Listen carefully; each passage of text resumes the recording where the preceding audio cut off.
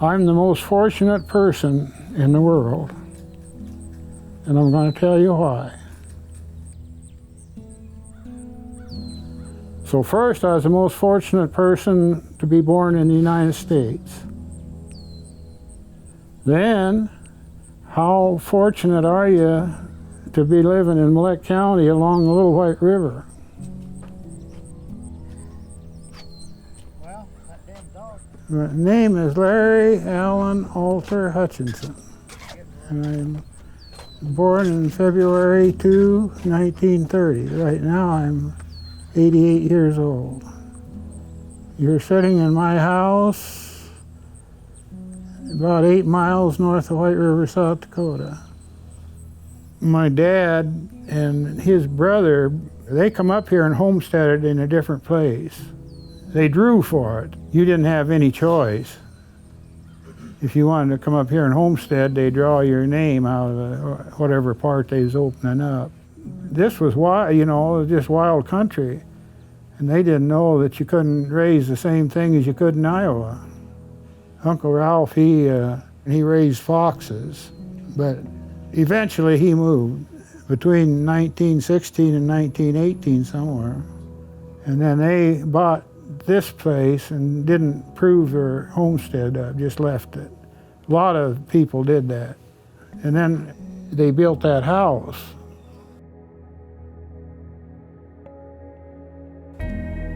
And that's about all, I guess that's about all there is to it. It was on the other side of the river and we moved it over here. Just think of raising 6 kids. We all was growed up somewhere in that house. I don't think they thought they was putting up with anything because everybody's in kind of that same shape, you know. I lived in that house through high school. Sure. But we had a lot of fun. I mean, we all had horses. A horse will teach a kid more than his mom and dad will. You treat a horse a little bad and he's going to treat you too. You're going to find out. You treat him nice and he'll do anything for you, just like raising a kid. I have 5 boys. They help me all the way. You don't know how much work you can get done with 5 boys. I'm proud of every one of my kids, and a lot of them have done a lot of things that I'm proud of. But one thing that I'm really proud of, I'm going to talk about Bill. He was in 4-H. And he had a horse called Buck. And he wanted to join jumping. And really, we didn't want him to, because these guys come to all over the state to the state fair, the 4-H. They had jumping horses, their tails tied out, you know, and they were jumping horses. Well, anyway, to make a long story short, Bill, he had his long-tailed buck and everything, but he won the contest, and it was a stick, but that buck wasn't going to... He won it. He wasn't going to click his feet on that. I always had the idea that they not to bother them too much in what they wanted to do. You know, say doing something, they're going to get in trouble.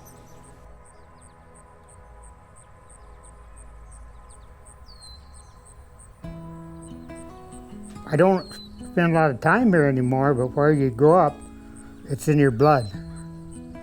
I'll give you an example. Like when they brought their horses over here from Kansas, you got this river, more grass and everything, but they didn't have fences. They headed back to Kansas, because that's where they're from.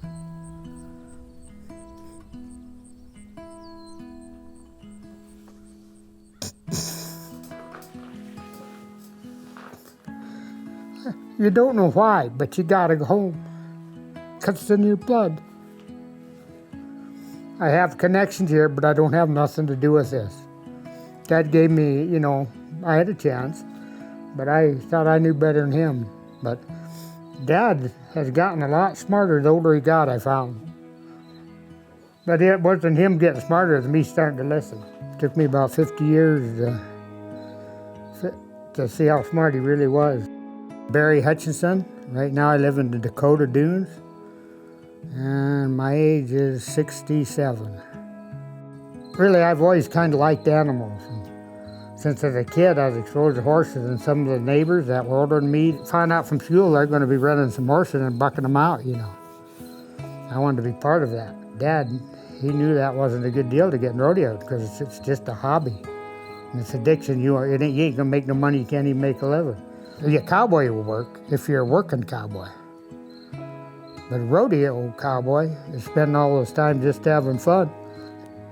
And it's not going to work. It's going to cripple him up. That's what he told me when I was a kid, that it took me till I broke my neck, basically. I got to do something different. This ain't going to work. I got 2 artificial hips and artificial knee. And I had all these operations and stuff. I was thinking, shit, I ain't worth nothing. I was laying there one day and I got a friend in Wisconsin. He's 38 years old. Called me, he realized from talking to me on the phone I was giving up. He said, you got to find a purpose. First is what goes through your mind. What the hell does he know about anything? I got to think about, by golly, he's right. You don't got to know what you're going to do. Just go do something. That's what finding a purpose is. When I was joking about Dad sure got smarter as he got older, he was always smart. I just started realizing to listen to what he told me. It took me till I was 50 years old. I've always had a dog. I actually had a dog when I lived in college in the dorm. And it's illegal to have a dog in the dorm, you know. So I had to get him to where if somebody knocked on the door, he'd dive under the bed, get out of sight. Basically, this whistle, you get commands that they know and it don't show any emotion. It's more important to a dog, your body language. If you're mad and call him, why would he come to you? You might kick him in the butt. This don't show no emotion, it's just a noise, and you can be consistent with it. I maybe blow this once a week, but I wore it so long it become like a pacifier. But when I get up in the morning, the first thing I do before my glasses or anything is I put my dog whistle on if I ain't wore it all night. Then I'm dressed. The rest don't matter. 2 boys. 2 boys. What are their names? Brock and Richie. As soon as he could get around, he is working for somebody. He takes after his grandpa. Because Dad's deal, all these stories, if you think about them, were because he got in a jam, he had to feed his family, he figured out a way. And Brock's the same way. And Brock don't need me around there, out of respect. He says, Dad, I need you to come with me. I know what's going on, but the respect gives purpose. There's a purpose to get up in the morning. It's basically what it's about. And I do help some. I mean, I deliver coolers. I'm damn good at sales, but I can't run a computer. It's hard to be something you ain't. You're created to think in a certain way, and I think that's what I did wrong a lot of my life. I tried to be something I wasn't. And as I've got older, I like people, and I like to get along with people. But if you change yourself, just because to get along with a guy, that's false news. All you can do is be yourself and hope that you ain't too big a pain in the ass or you got a couple friends at the end of the deal. My name's Brock Hutchinson. I'm 43 years old. I was born and raised in Isabel, South Dakota. Actually, I'm sitting in the front door of the original homestead for would have been my great-grandfather's house when they moved to South Dakota from Kansas. This was the very first house that they built. It's been here for obviously almost 100 years now, but as a kid I never realized what it really was. To me it was just an old building out on the farm, but it's pretty cool to, as you get older I guess, and you realize like, hey, what this really was, and it kind of changes the whole meaning of the story behind the whole building and what it means to a person. So I'm really fortunate that both my grandparents and my parents have really instilled the values that, hey, we all have an opinion, don't matter what your party is, what your race, what your gender is, what your color is, but be respectful. And that's what we really try to take into, with Big Frig is we don't want to be the largest outdoor company out there, largest cooler company. We want to That's what I talk to our employees on a daily basis. Like, we want to treat our customers the way we would like to be treated. We want to pick up the phone, get back to our customers, answer their questions. If they have problems, let's take care of it, because in the end, that's really what I think customers are looking for, is, you know, to deal with a business that respects them.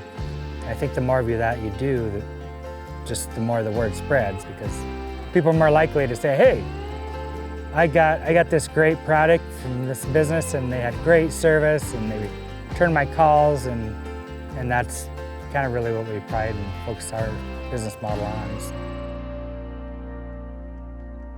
Everybody has a way of life. Crash has a way of life. Brock has a way of life. The UPS guy has a way of life. The neighbor down the street has a way of life. So that's what we really want to develop those relationships, and that's what we understand is same with coolers. Every cooler essentially has a way of life. How I use the cooler may be totally different than how the neighbor uses the cooler. Maybe they're going to use it for a picnic for the local 4-H team, or I might use it for hunting and fishing, or UPS guy might use his cooler to take his lunch to work with him. So that's what we really want to express, is everybody has a way of life, and we want to hear those people's stories. And what is your way of life? What is their way of life? What is our way of life? That is the whole meaning behind my way of life and how we view it. My name is Brock Hutchinson, and this is my way of life.